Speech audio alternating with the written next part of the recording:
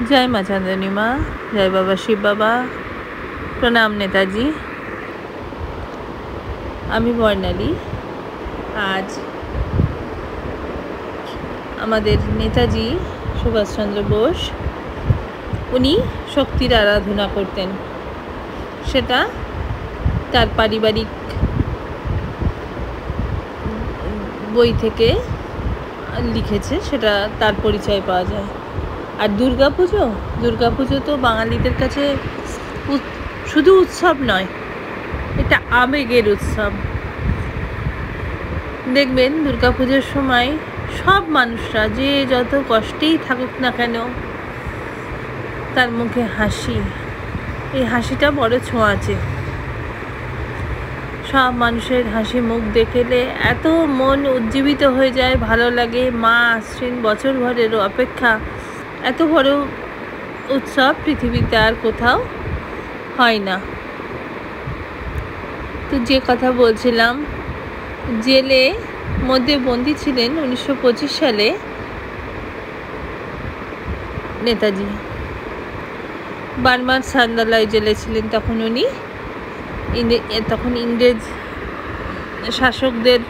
শাসকরা বেশ অত্যাচার চালাতেন, কিন্তু ওই ইংরেজ শাসকদের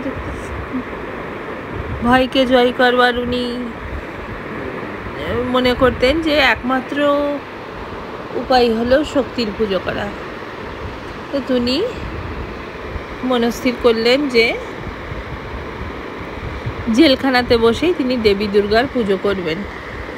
কিন্তু পুজো করা তো চারটিখানার কথা না, টাকারও প্রয়োজন আছে। দেখা গেল টোটাল টাকা লাগবে 700 টাকা। কি করে আসবে?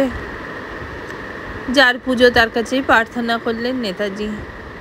টাকার বন্দোবস্ত হলো, ইংরেজ সরকারের যে প্রতিনিধি ছিল ওরা 500 টাকা দিল এবং জেলবন্দিরা সব মিলে 140 টাকা জোগাড় করে দিলে। আর এই নেতাজির মেজদাদা যিনি ছিলেন শরৎচন্দ্র, উনি এই বন্দীদের জন্য ধুতি আর গায়ের চাদর পাঠিয়েছিলেন বার্মায়। তো এই ছিল ওনার জেদ করে উনি করেছিলেন।